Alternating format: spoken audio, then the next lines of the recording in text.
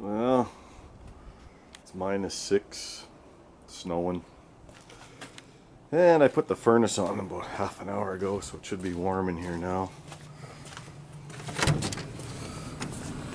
Oh yeah, not bad.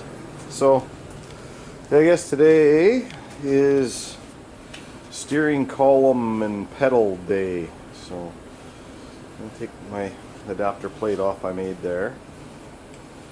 I'll end up making another one. And yeah, take the pedal out for the clutch that's in there now. It's gonna be those babies. So yeah, get that all figured out. But I got to take the top of the dash off. Get access to everything. I need to do that anyway. When I wire it, I got to be able to get it the wires. Okay, yeehaw! Today, not my most fun day, I don't think. We'll see what we get done.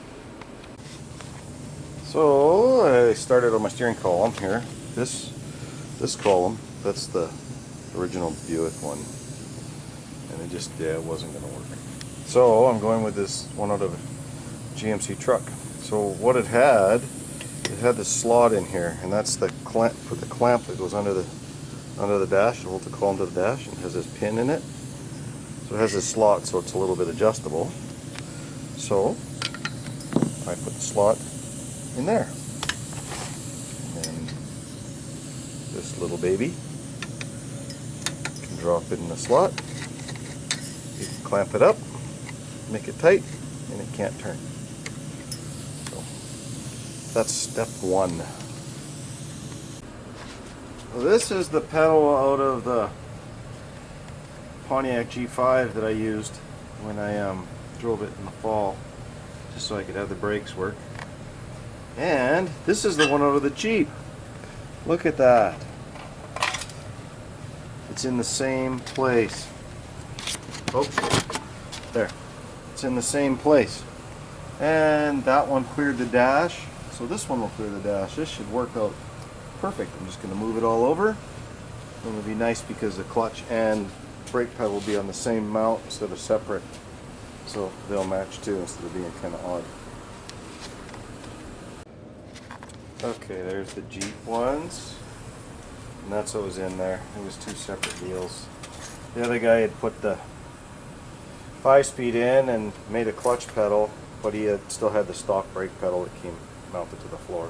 So that's what I'd put in there to use last summer.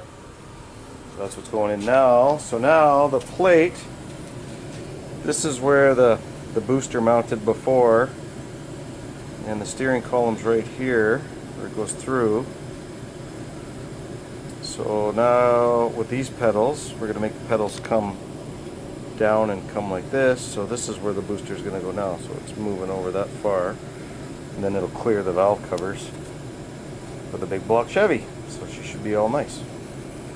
So now I have to make that. I have to cut that out and drill all those little holes.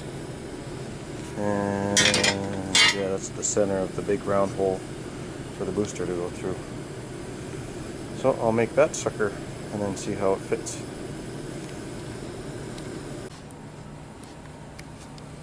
Well, I cleaned up the hole a bit, made it a little bit neater and bigger, and took all the shrapnel off there.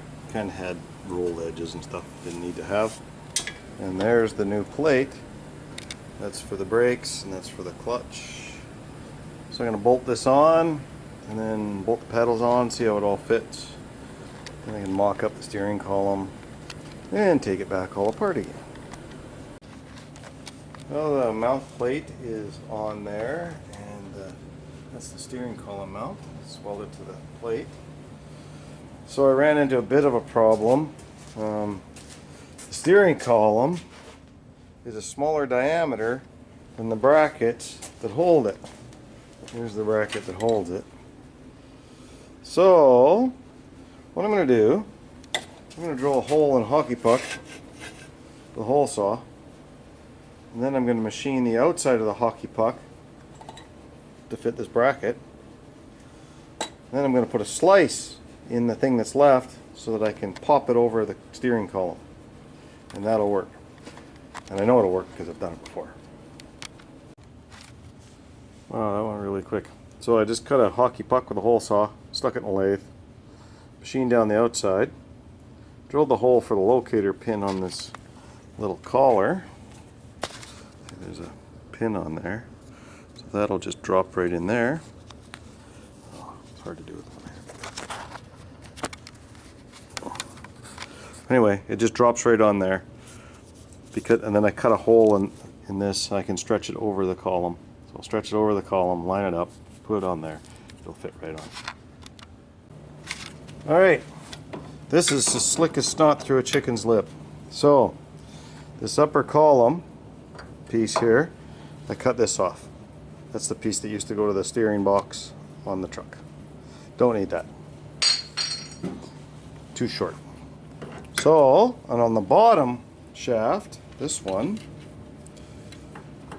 I cut this piece off, which is the same as this piece, except for it's a different size. It wouldn't fit this column, and the shaft is too short.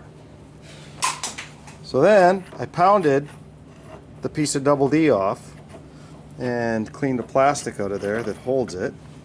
Cut the shafts off so they butt together, and then you slide the double D down, put the shafts together, and there it is. So now all I have to do is weld that double D to those two shafts, which is fine, because all it's doing is holding it there. It used to be held by a plastic pin, and I have a complete steering shaft made out of factory pieces that will be perfect. There you go. We now have steering. Yay! Okay, so firewall stuff's all done. The booster bolts onto those 4 bolts around that hole. The clutch master bolts on to those 2 studs. The steering's all done. I'll clean it up and make it look pretty. I'll take it all out anyway. I'll paint the column. And I'm going to paint the firewall. No point in putting the booster on right now. And it has pedals in it now. So it didn't go quite as easy as I was hoping. I had to straighten the pedals because it was going to still hit the steering column. But now it just misses. So it's not going to rattle, not going to be bad. And I have my pedals. It's going to be good. Steering column's all tight. No play anywhere. Just like a real car. Amazing. Not like a 56 Buick was, all sloppy. So she's going to be good, but that's enough for this weekend. Goodbye.